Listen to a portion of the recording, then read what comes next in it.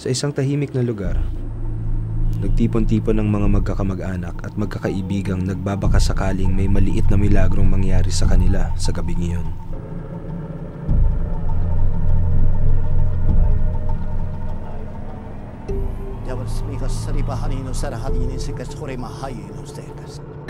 Sa pamamagitan ng isang psychic consultant, naghihintay ang grupo ng mensahe mula sa kabilang buhay.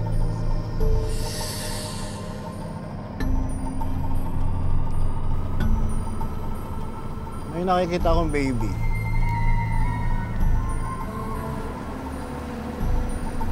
Sanggol.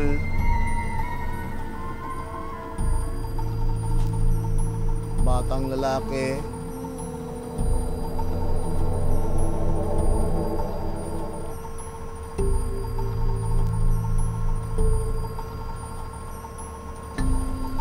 Sino tong batang to? May paraan nga ba para muling makausap natin ang mga pumanaw nating mga mahal sa buhay at kaibigan? May mga mensahe ba silang gustong iparating mula sa kabilang buhay? Ang pakikipag-ugnayan ba sa mga espiritu ang magbibigay katahimikan sa mga namatay? At pati na rin sa mga naiwan? Ako po si Ryan Eigenman. Buksan ang mga mata, talasan ang pandinig, at palawakin ang isip. Dahil ang mundo ay nababalot ng misteryo.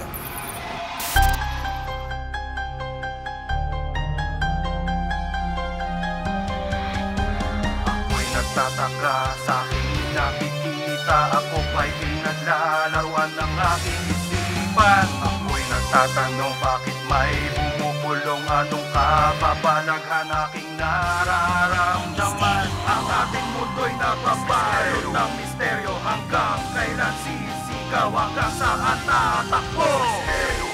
Ang natatanaw ng iyong mga mata, makabahagi lang ng nakikita niya.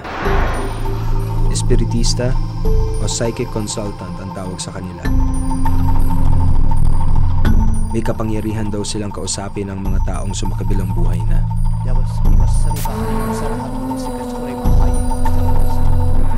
Ako po si Raymond Valera. Isa po akong psychic consultant. Sa mga oras na ito, kinakausap di umano ng isang ligaw na espiritu si Raymond.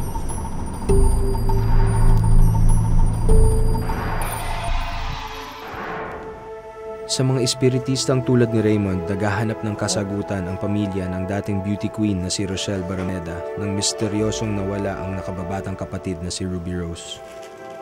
Nung nangyari sa kapatid ko, nung nawawala siya, marami kaming mga kaibigan na nagsasabi na bakit hindi namin itry yung mag-consult sa isang psychic para malaman kung yung whereabouts, kung ano na yung sitwasyon ngayon nung kapatid ko. For 2 years, ang naging buhay namin, psychic talaga. Every week kung saan pumupunta yung mami ko, majority ng mga nakausap namin, sinabi na buhay siya, tinatago lang siya. Katakataka. Ngunit paano nagagawa ng isang tila ordinaryo namang lalaki gaya ni Raymond Valera at mga iba pa ang magdala ng mensahe mula sa kabilang buhay? Ang mas mahalagang tanong, may katotohanan ba ang mga ito? Nung una, lagi namin sinasabi walang masama kung itatry namin. Sa pagpapatuloy ng salaysay ng dating beauty queen na si Rochelle Barameda, ibinahagi niya ang iba't ibang reaksyon ukol sa iba't ibang interpretasyon sa tunay na nangyari sa kanyang kapatid na si Ruby Rose. Ako naman, kahit anong sabi, kunyari, may nagsabi psychic na patay na siya o ano, hindi pa rin ako ganun talaga naniniwala. Kasi ako, pakiramdam ko mismo, hindi siya patay. Sabi ko nga, doon na lang ako magsistay kung ano yung nararamdaman ko. Tulad ng mga Barameda, minsan na rin kumonsulta sa isang psychic ang pamilya Bentahin sa kinalalagyan ng kanilang kapatid na si Edgar Bentahin. Si Edgar ay isang video technician sa Casino Filipino na nawala noong 1999. Ito raw di umano ang nagbigay kay Manoling Morato ng video clip ng dating Pangulong Joseph Estrada kasama sina Atong Ang sa loob ng casino. 11 taon na ang lumilipas mula nang mawala ang video technician na si Edgar Bentain. Pero hanggang ngayon, nababalot pa rin sa kontrobersya at misteryo ang kanyang pagkawala. Meron kayang dinalang sikreto si Edgar sa kanyang libingan? Actually, expected na namin na wala na siya, patay na siya. Dahil may actually January 16 yung 11th anniversary ng abduction. Siguro malaman lang natin kung totoo nga yung hinala namin, kung sino yung mastermind.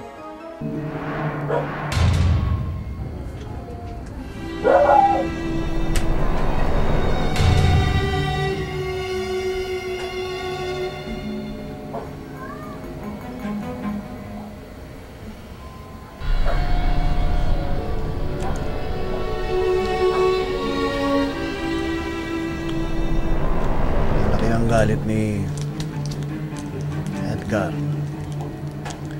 Pero hindi ko siya hinahayaan i-express ngayon dito kasi pinipigil ko. Sino siya galit?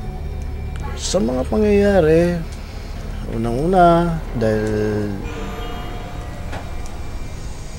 sa pagmamagandang loob niya, kapag sabi ng katotohanan, unfortunately, I think he didn't make it. Una ko nakita is a coffin with flowers and I presume it's his coffin, so pwede rin naman symbolical na parang pinapasabi na nanahimik na siya. Hindi ko pwedeng siya yan. Ha? Hindi ko pwedeng siya yan. Nakabaon siya eh. Binaon siya basta-basta eh. Parang sandwich type na ginawa siya. Aywan ko to me, I think it's more like nilason or something. Maybe sa drinks, I don't know. So, nung may nakita akong vision na he was drinking something. I think ito yung ininom niya ito eh. Siguro ito lang is something that he drank na might have caused his death. So I would palagay ko maaaring nilason. Meron din ako nakitang date. I think around September 9, something maybe 1999 din nangyari. Baka doon na nangyari yung kurumado na lang yung dapat nangyari. Gusto kong tanungin sana, meron din ako nakita ng tower. I would suspect na abroad to eh. Yung mga ganong klaseng tower, din kung Tower Paris yan or sa US or Japan. This is a very big tower, no? With lights and everything. Hindi ko alam, baka nakarating pa, maaaring nakalabas pa to. At baka doon nangyari yung tragedy na hindi natin naasahan. Actually, may pagkakataon siyang makapunta ng New Jersey eh.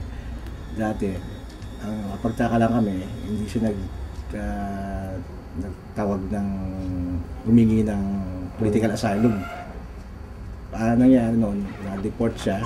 Actually, pinabalik siya, airport to airport. Ang daan niya, papuntang Paris. Tapos bumalik siya dito before a week na tagalis niya dati. I can see a figure who is behind. I don't know who pero I know kung ano yung profession niya. Medyo malinaw sa akin yung profession niya. May gusto tanungin eh. Meron ako, hindi ko alam kung Tagaytay to, Taytay. May connection ba kayo doon sa lugar na yun? Tagaytay o Taytay? Taytay o something. Hindi ko pa malinaw. Basta may Taytay o Tagaytay o something. Wala akong alam na kung pwede mag-connect. I don't know. Siguro that might add.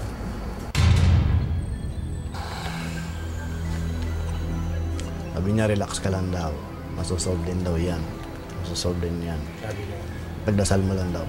Pinagpit na pinaparamdam sa akin ngayon is yung kayo, yung protection ninyo, yung katahimikan ninyo.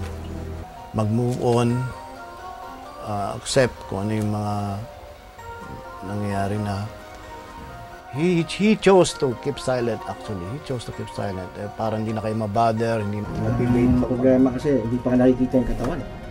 Wala pa kaming remains na nakikita na pwede mo sabihin na mag-declare mo content. Yun ang problema sa mga pamilya ng biktima na missing, desaparecidos. Nabigyan linaw kaya ng psychic consultant ang misteryo sa pagkawala ng kapatid? Medyo nahirapan ako ng konti kay Edgar kasi siya yung tipong ayaw na magsalita, kung tutuusin. Ayaw na magbigay ng alaala, just para matahimik na yung pamilya at saka yung kaso. Sa lahat ng trahedya na nangyari dito sa Pilipinas, ang pinakamalupit na ata ay ang tadhanang sinapit ng mga biktima ng Payatas tragedy. Isipin ninyo, may mas masaklap pa bang kamatayan kaysa malibing ng buhay sa isang bundok ng basura? Posible pa kayang marinig ang kanilang mga hinagpis at hinaing mula sa kanilang kinaroroonan? Isabay natin to pag pag-angat, sabay hila sa kanya. Okay. Ito ang masaklap na sinapit ng mga residente malapit sa dump site dito sa Payatas, Quezon City. Bata man o matanda, walang nagawa ng lamunin ng gabundok na basura ang buhay ng daan-daang katao. Marami ang nabaon ng buhay sa gumuhong bundok ng basurang ito. Kaya naman hanggang ngayon ay marami umanong ligaw na kaluluwa ang humihingi ng katarungan sa kanilang sinapit. Isa si Pedro Bagyon na hanggang ngayon ay nangungulila dahil sa sinapit ng kanyang pamilya. Walang natira kay Pedro, magkakasamang nalibing ng buhay ang kanyang mag-iina. Ano nangyari nung araw na yun at nasan ho kayo? Wala akong alam na nandun ako sa trabaho. Pag-uwi ko sa bahay, gano'n na nangyari sa kanila. Bumuho na pala itong tambakan. So ngayon ho, susubukan natin kontakin yung pamilya ninyo. Ano yung inaasahan yung malaman o marinig o makita ngayon sa gagawin natin? Gusto ko sana paalam sa kanila kasi yung time na nangyari sa kanila yun, wala ako sa bahay. Lagi pumapasok sa isip ko eh. Tinatawag nila yung pangalan ko. Wala akong nagawa para sa kanila. Masakit na para sa akin.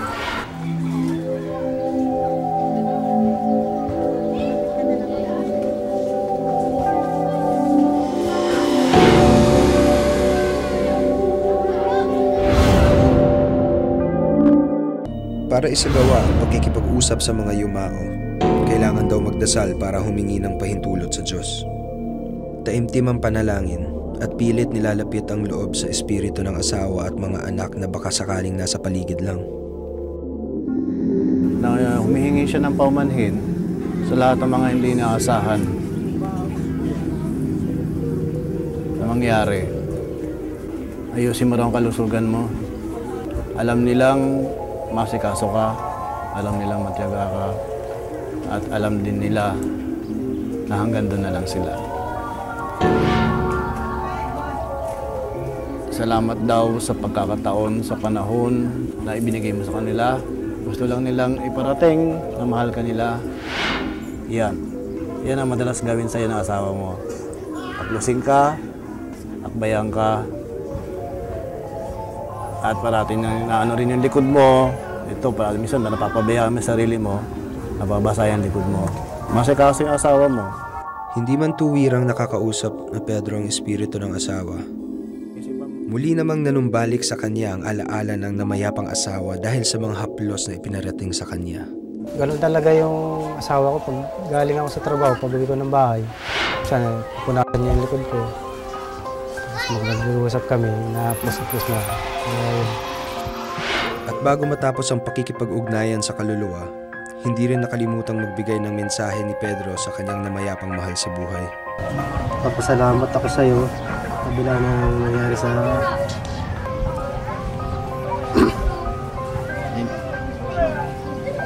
atin. Ay parehas naman natin hindi ginusto yung nangyayari.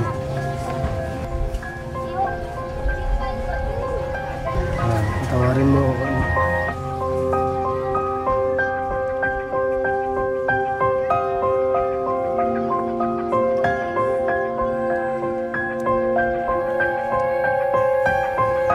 Hindi ko sila natulungan.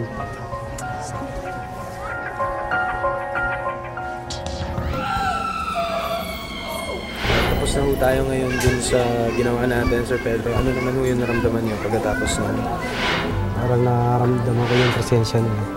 Nandito sila. Marahil ay pagkatapos nito, matatahimik na rin ang kanilang espiritu. Gayon din ang kalooban ni Pedro. Ang alaala ng kanyang mag-iina ay mananatiling nakaukit sa kanyang puso at isipan. So, ang expectation ko sa seance na gagawin mamaya and sa one-on-one namin ni Raymond, I'm hopeful na magparamdam naman yung lolo ko and maybe masagot niya yung kaisa-isang katanungan ko sa kanya. Ngayon, susubukan ko mismong alamin kung maaari nga ba talaga tayong makipag-ugnayan sa mga espiritu. Maaring ang espiritong makokontak ay konektado sa akin o kaya sa ilan sa mga kasama ko rito. Para simulan ang pakikipag-ugnayan sa mga espiritu, isang Latin prayer ang binanggit ni Raymond. Isa itong paraan ng pagtawag sa mga kaluluwang ligaw na umaaligid sa paligid.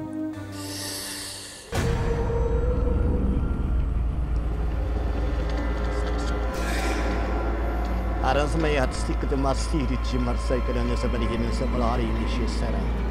Les parmayu sa rekesyon na halamin taras pole niya koran lariya sa makalimos.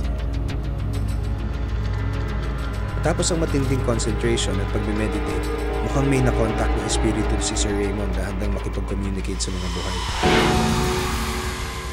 May nakikita akong baby. Sanggol, batang lalaki. Meron ba sa inyong gusto magsalita para bigyan, patahimikan ang bata, sabihin na mahal siya, sabihin na nandiyan ka lang para sa kanya? Lalaki.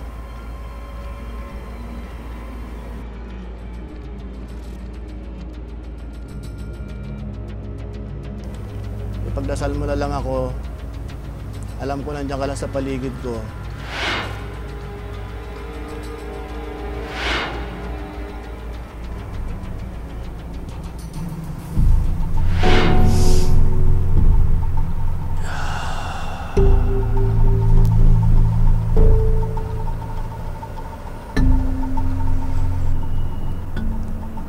Isa man sa inyo, maaaring kilala nyo to.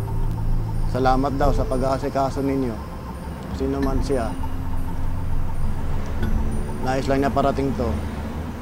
Meron ba isa sa inyo na kakilala o kaibigan na maaaring nakasama sa isang sakuna sa barko? Katulong? Wala ni isa man ang gustong magpatunay kung konektado nga ba sa kanila ang mga binabanggit na espiritu. Yung isa, di ko maawari kung pulis ito o militar. Meron isang lalaki na ka-uniforme. Maaaring namatay ito in line of duty. Hanggang sa magkaroon na ako ng pagkakataon para magtanong.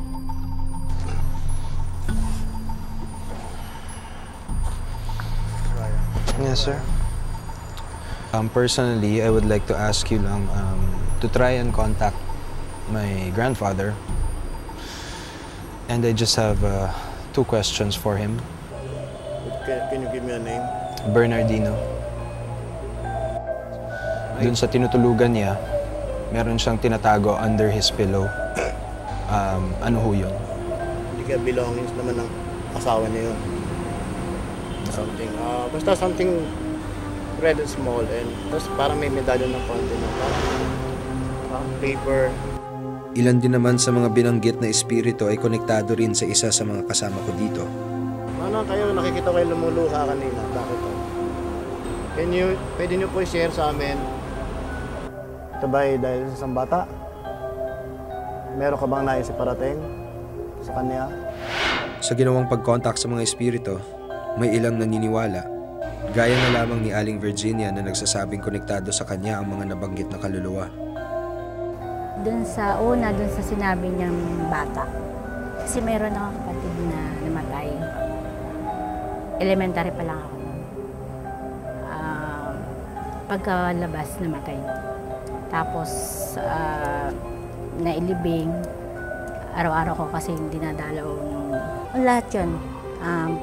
Mamula doon sa sanggol, matanda, at saka doon sa naka-uniform yung sinasabi niya.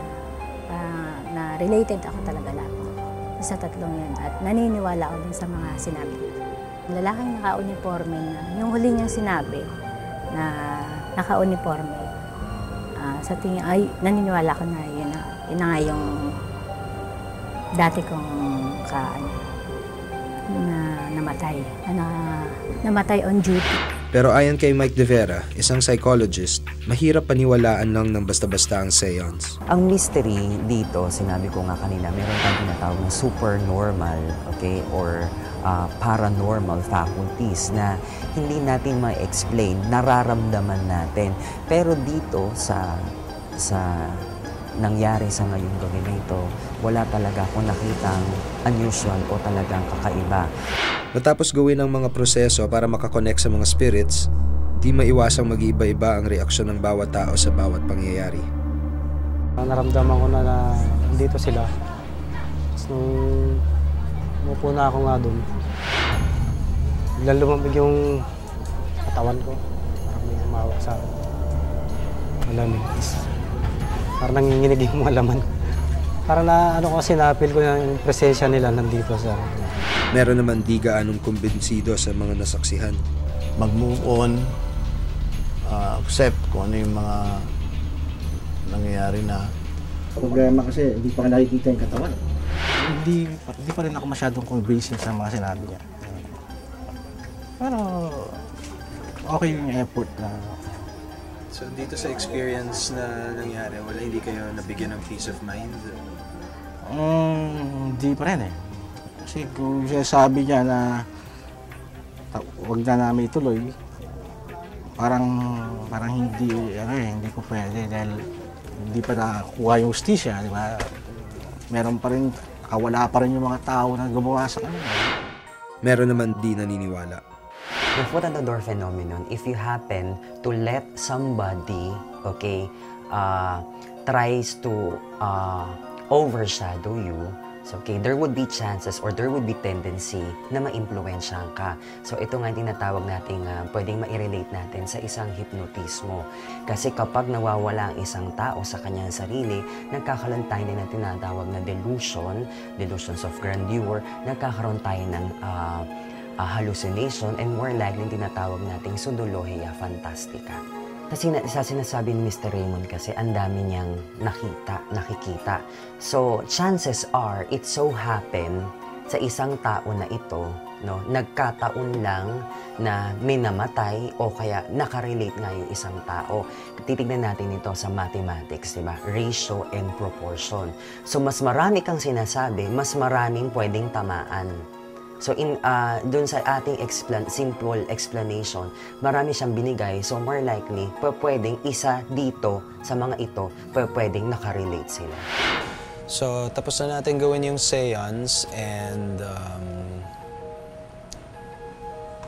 medyo hindi pa rin ako naniniwala about it.